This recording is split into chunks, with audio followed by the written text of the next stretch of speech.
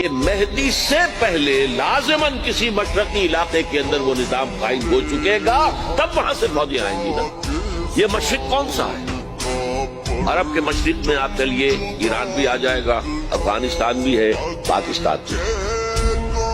اس کا کیا مطلب ہے کہ اس میں سے کسی جگہ پر نظام خلافت پہلے قائم ہو جائے گا تاکہ وہاں سے فوجیں جائیں گی جو جزیرہ نما عرب میں حضرت مہدی کی حکومت کو قائم کریں۔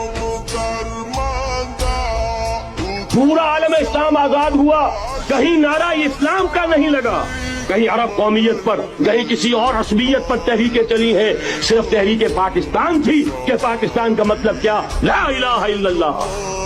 کوئی سبب ہے کہ یہاں قرارداد مقاصد پاس ہوئی، حاکمیت اللہ کی ہے کہ اکبر نام لیتا ہے خدا کا اس زمانے میں۔